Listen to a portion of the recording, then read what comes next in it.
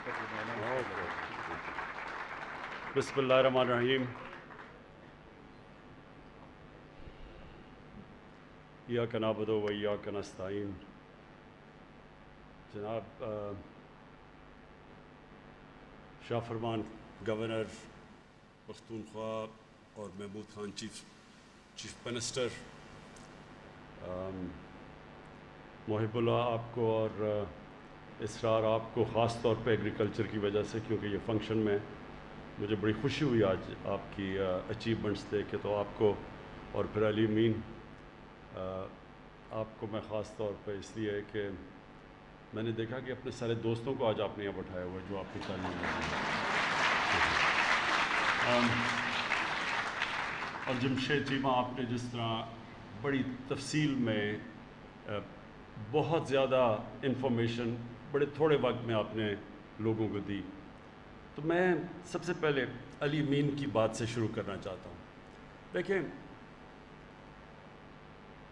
میں جب مدینہ کی ریاست کی بات کرتا ہوں تو میں ان لوگوں کی طرح نہیں ہوں جو استعمال کرتے ہیں اسلام کو ذاتی مفادات کے لیے، ووٹ لینے کے لیے. یہ میرا ایمان کا حصہ ہے. میں تاریخ کا طالب علم ہوں. میں نے دنیا کی تاریخ پڑھی ہے. میں نے پھر بڑی تفصیل کے اندر اپنی تاریخ پڑھی ہے، پھر اپنے اسلام کی، پھر سب سے جس کا میرے اوپر سب سے زیادہ اثر پڑا اپنے نبی صلی اللہ علیہ وسلم کی زندگی کی بڑی تفصیل میں پڑھی ہے. تو میں جب یہ مدینہ کی ریاست کی بات کرتا ہوں وہ اس لیے کہ یہ ایک دنیا کی تاریخ میں بہت بڑا انقلاب آیا تھا. اس سے بڑا کبھی انقلاب نہیں آیا. اور ہمارے نبی واحد پیغمبر تھے جن کی ساری زندگی تاریخ کا حصہ ہیں. ساری دنیا کی جو تاریخ ہے اس میں وہ فنومنا ہے جب وہ آئے اور وہ جب گئے دنیا سے.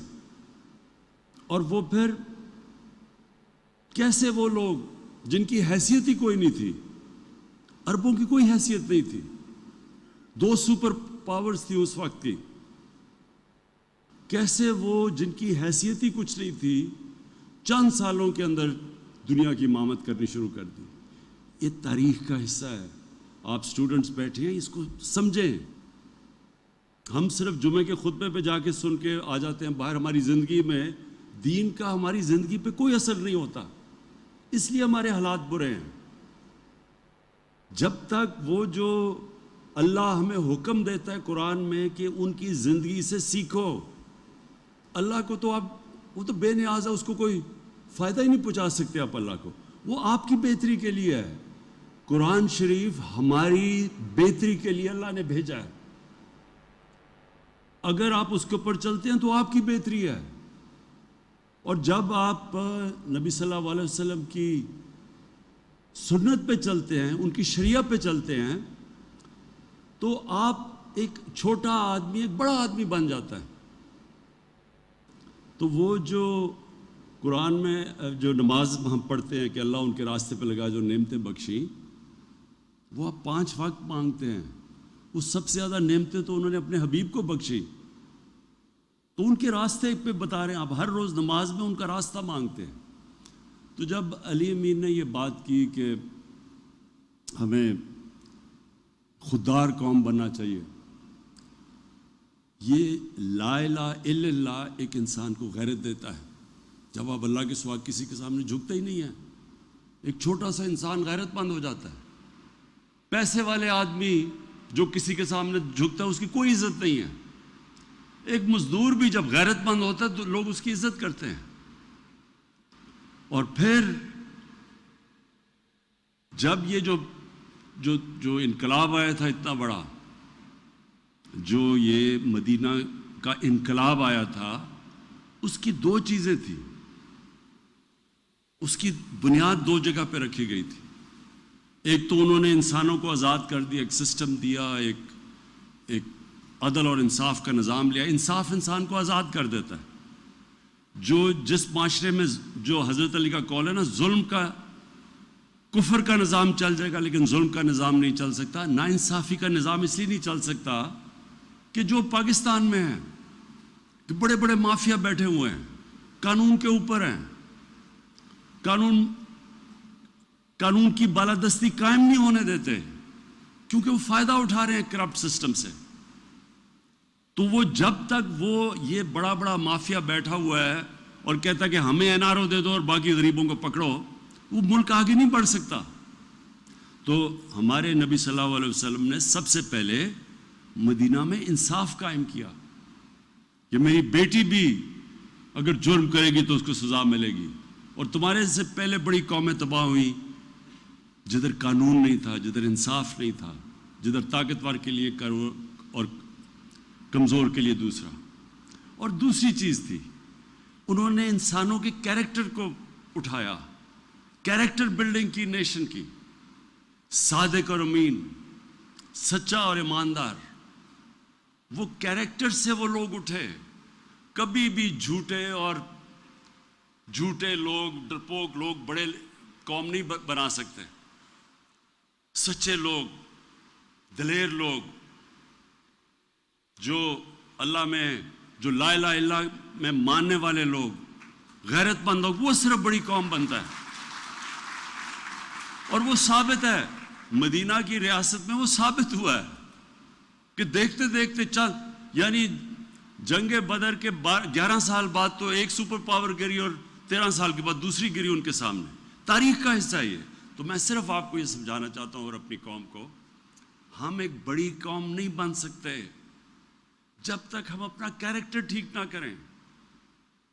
ہم بھی صادق اور امین نہ بنیں, سچے اور امانت دار نہ بنیں, انصاف کرنے والے نہ بنیں, کبھی قوم بڑی نہیں بن سکتی. جو مسلمان جب پھیلے تھے ساری دنیا میں تو لوگ ان کے کیریکٹر سے متاثر تھے. انڈونیزیا اور ملیشیا کے اندر کوئی مسلمان فوج نہیں گئی تھی, وہ ان کے تاجروں کے کیریکٹر سے لوگ مسلمان ہو گئے. اس لیے ہم بھی پاکستانی, اور میں کیونکہ ہماری اکثریت نوجوانوں کی ہے, میں مسلسل اپنے نوجوانوں کو اس چیز سمجھاتا ہوں کہ اللہ نے اس ملک کو کسی چیز کی کمی نہیں دی. ہمیں یہ خطہ وہ ہے جس میں سب کچھ دے دیا اس نے, لیکن ایک ہمیں کیریکٹر چاہیے ایک عظیم قوم بننے کے لیے.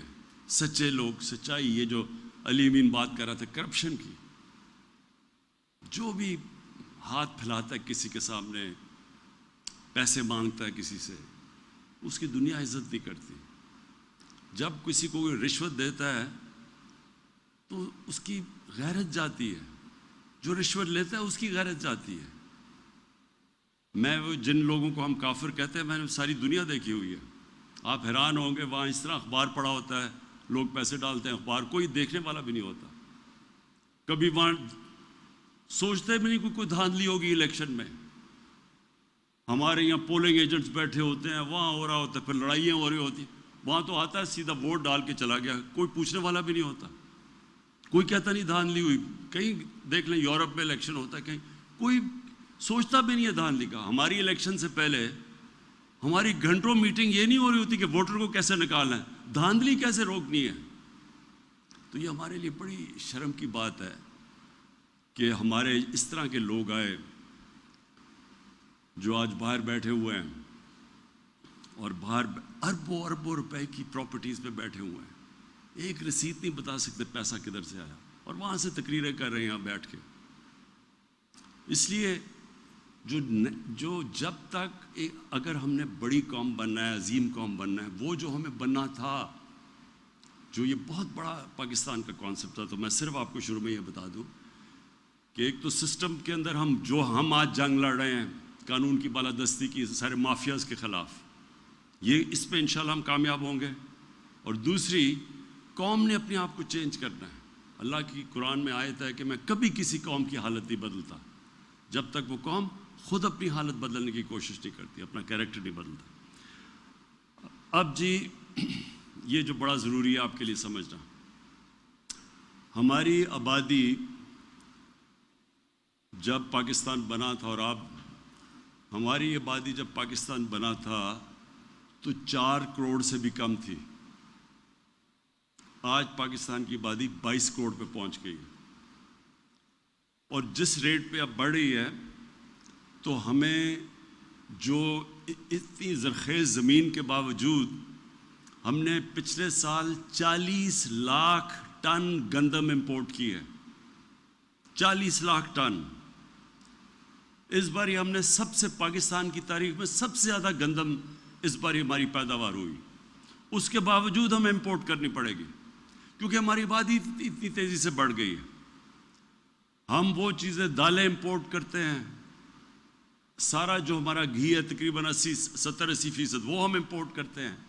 کھانے پینے کی چیز امپورٹ کرتے ہیں. اور جب دنیا میں ساری قیمتیں بڑھی تو پاکستان میں کیونکہ ہم امپورٹ کر رہے ہیں، ہم یہاں بھی مہنگائی آ گئی. اس لیے ہمارے پاس اب آج جدھر ہم کھڑے ہیں اور جس طرح آبادی بڑھی ہے، اس کو تو ایک تو چیز یہ کہ ہم نے اپنی بنیادی ترین پرائمری ایجوکیشن کے اوپر زور لگانا ہے، اور جو ہم پوری کوشش کر رہے ہیں. اب 2 چیزوں سے آبادی کی سپیڈ نیچے آتی ہے. ایک، بنیادی تعلیم دیں بچوں کو اور اپنی بچیوں کو، اور دوسرا جو بنیادی ہیلتھ کیئر ہے، جو نیچے جو پرائمری ہیلتھ کیئر جسے کہتے ہیں، اس کو ٹھیک کریں. تو وہ تو انشاءاللہ ہم کر رہے ہیں. لیکن اس کے ساتھ ساتھ ابھی سے ہمیں پلاننگ کرنی ہے کہ ہم نے کیسے اپنی اس بڑھتی ہوئی آبادی کو ہم نے کیسے اناج دینا ہے، ہم نے کیسے اپنے لوگوں کا پیٹ پالنا ہے، اور ہم نے کیسے اگر اسی طرح آبادی بڑھتی رہی اور اتنی پیداوار ہماری رہی تو آگے جا کے یہاں تو بہت بھوک ہوگی پاکستان میں. کیونکہ باہر اگر اسی طرح باہر بھی جو قیمتیں بڑھی ہیں، یہ 20 سال کے بعد کبھی اتنی تیزی سے انفلیشن یعنی قیمتیں نہیں بڑھی کموڈیٹیز کی، کھانے پینے کی چیزوں میں، جو اس 1 سال کے اندر بڑھی ہے. تو اس لیے اگر ہم خود اپنی ساری اس ملک میں اناج اگا سکیں تو ہمیں فرق نہیں پڑے گا اگر دنیا میں قیمتیں اوپر جائیں. لیکن اگر ہمیں امپورٹ کرنی پڑتی ہے تو ہمیں فرق پڑے گا، اور پڑ رہا ہے. تو اس لیے یہ بڑا امپورٹنٹ ہے، یہ جو آج جس کے لیے میں خاص طور پہ آیا ہوں، گوملزام ڈیم کا. آج ہم یہ جو تقریباً 2 لاکھ ایکڑ زمین مزید اب اس سے کاشت ہوگی، یہ بڑا ضروری ہے. کیونکہ ہمیں اب سارے پاکستان کو دیکھا اور جو چیزیں جگہیں بتائیں، وہ جگہیں جدھر ابھی تک کوئی فصل نہیں اگ رہی تھی کیونکہ پانی نہیں تھا، تو ہمیں اب جو اپنی عقل استعمال کر کے فیصلہ کرنا ہے. اتنا ہمارے پاس پانی ہے، انڈس کے اندر اتنا پانی ہے، یہ جو سارے 5 دریا ہیں، یہ سلیمان سے جو نیچے آتے ہیں پہاڑوں سے، ان میں سے کتنا پانی آتا ہے. اس پانی کو ہم نے سٹور کیسے کرنا ہے. سب سے زیادہ پاکستان کی یہ یعنی 50 سال کے بعد پہلی دفعہ ڈیمز بن رہی ہیں پاکستان میں، اور انشاءاللہ 10 سالوں میں ہم نے 10 ڈیمز کا پورا پروگرام بنایا ہوا ہے بننے کا. تو ہمارا ابھی تقریباً 14 MAF پانی سٹور کر سکتے ہیں. اس کو ہماری کوشش ہے 25 پہ لے کے جائیں اور اس کو ڈبل کر دیں. تو یہ ہمیں سب سے پہلے تو پانی کتنا ہے، اس کو ہم نے بچانا کتنا ہے، اس کو کیلکولیٹ کریں. پھر جو پانی بچے اس کا بہتر استعمال کیسے کرنا ہے. ابھی ہم استعمال بھی ٹھیک نہیں کرتے تاکہ ہم اپنی زمین سے زیادہ پیداوار لیں. تو یہ چیلنجز ہیں. اور پھر ریسرچ. دیکھیں، جب تک ہم ریسرچ نہیں کریں گے، اور ہماری بڑی زبردست ریسرچ ہوتی تھی، ہم جب بڑے ہو رہے تھے، فیصل آباد یونیورسٹی کی بڑی ریپوٹیشن تھی ساری جگہ، بڑی لوگ تعریف کرتے تھے اس کی. اس کے بعد ساری ہماری ریسرچ چلے گی. اب یہ دیکھ لیں کہ ہندوستان کی ییلڈ یا پیداوار ہمارے سے زیادہ ہے. ہم بات ہی نہیں کر رہے کہ امریکہ اور یہ یورپ کی، ہم تو بات کریں اپنے ہمسائے کی جو ہمارے ساتھ آزاد ہوا تھا، اس کی ہمارے سے زیادہ پیداوار ہے، کیونکہ وہاں بھی ریسرچ زیادہ ہے. تو اس لیے سیڈ ڈیولپمنٹ، اس کی ریسرچ کرنا، پانی کا بہتر استعمال کیسے کرنا، اپنی پیداوار کو بڑھانا، نئی ٹیکنالوجیز کا کیسے استعمال کرنا، اب اس طرف ہم نے جانا ہے. اور پھر ہمارے ہی جو سارے علاقے پڑے ہیں، جس طرح قبائلی علاقے کی بات کی ابھی جمشید نے، یہ سارا وزیرستان پڑا ہے ہمارا، یہ بہت بڑے علاقے پڑے ہیں ادھر. اب ان علاقوں کا بہترین استعمال کیسے کرنا ہے. ایک چیز تو پاکستان میں شروع ہوگی، مثلا زیتون. پورا زیتون کا انشاءاللہ انقلاب آ رہا ہے ساری جگہ اور پختونخوا میں خاص طور پہ. اور یہ سارے قبائلی علاقے میں یہ بلوچستان تک ہم زیتون اگا سکتے ہیں. اور زیتون ایک کیش کراپ ہے. ایک تو یہ ہے کہ پاکستان میں بڑا فائدہ ہوگا, بڑی مہنگی بکتی ہے زیتون کا تیل, لیکن یہ دنیا میں ہم ایکسپورٹ کر سکتے ہیں. اور پاکستان میں ہم نے ریسرچ کی ہے کہ بہترین علاقے ہیں پاکستان میں اور بہت زیادہ علاقے ہیں زیتون کے. پھر اور بڑے کیش کراپس ہیں, مثلا ایووکاڈو ہے. اب ایووکاڈو ساری سبزیوں کا بادشاہ سمجھا جاتا ہے, سب سے زیادہ وٹامنز ہیں اس میں. ہمارا ملک بہترین ملک ہے ایووکاڈو اگانے پہ. میں نے اپنے گھر میں اگایا, ایکسپیریمنٹ کیا, زبردست اگتے ہیں. تو دکان میں پتہ چلا ایک ایووکاڈو 700 روپے کا بکتا ہے. تو یہاں ہمارے تو اتنا ہی جگہ ہے اگانے کی. تو کہنے کا مقصد یہ انسان کو اپنا ذہن لگانا پڑتا ہے, اس کے لیے سوچنا پڑتا ہے, آگے کا سوچنا پڑتا ہے, اگلی الیکشن کا نہیں, اپنی اگلی نسلوں کا سوچنا پڑتا ہے.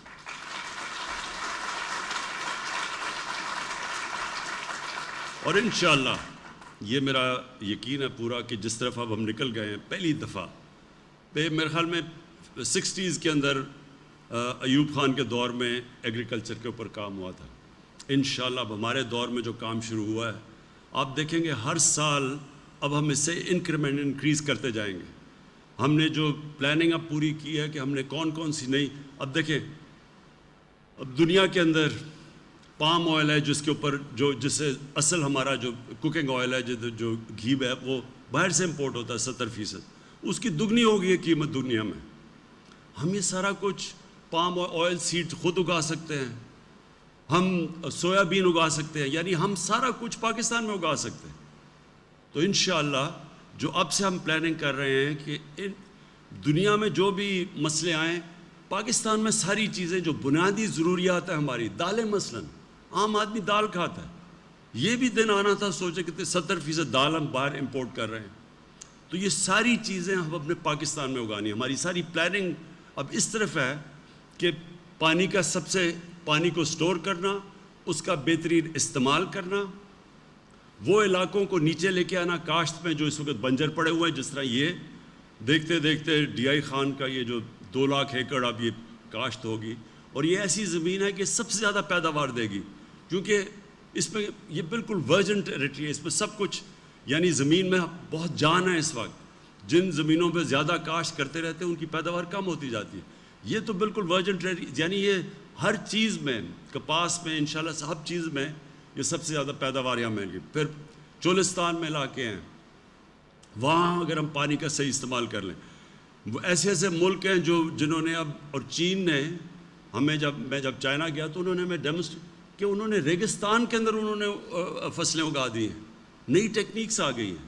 تو ہم نے اب استعمال کرنے اپنے وہ علاقے جو ابھی تک ہم نے کاشت پہ نہیں تھے, انشاءاللہ ان کے اوپر پورا زور لگائیں گے اور ان کو کاشت کے نیچے لے کے آئیں گے. نئی جس طرح میں نے کہا ایووکاڈو ہے, سویا بین ہے, نئے فروٹس ہیں, یہ سارے ہم فیصلہ کریں گے کس زون میں کون سی چیز کا سب سے بہتر فائدہ ہوتا ہے, کیش کراپس کون سی ہیں.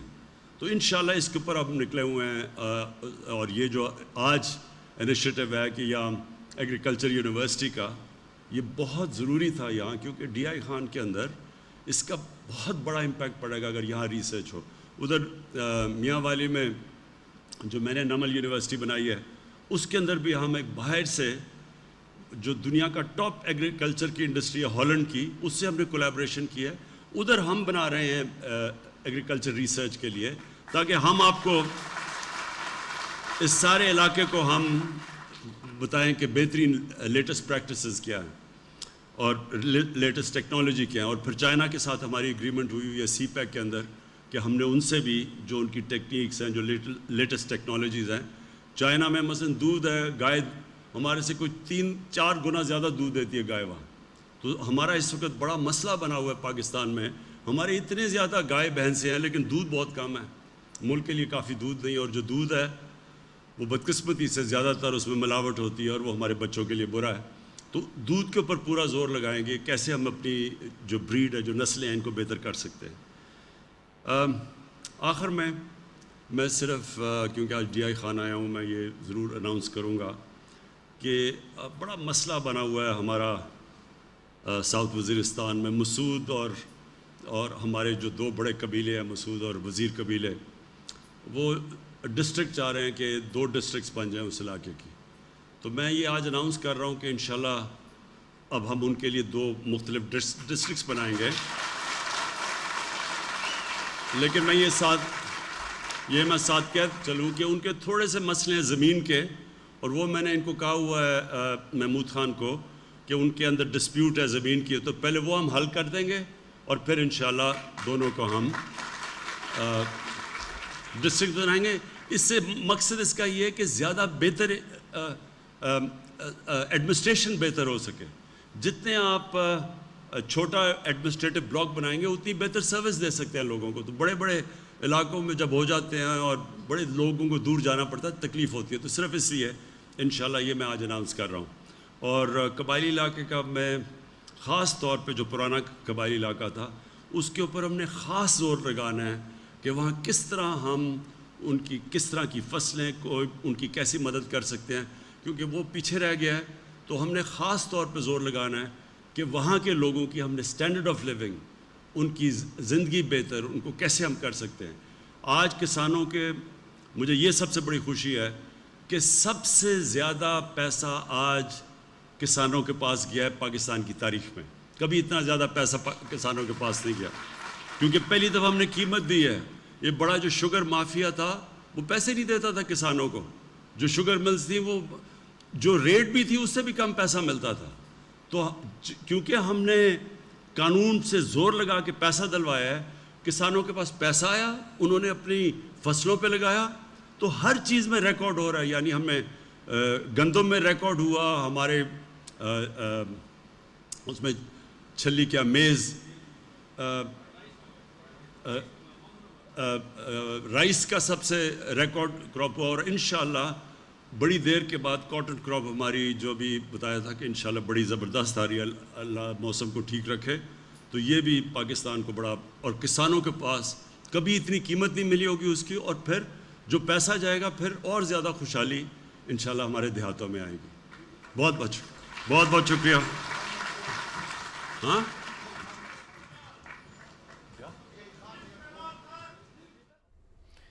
रियासत मदीना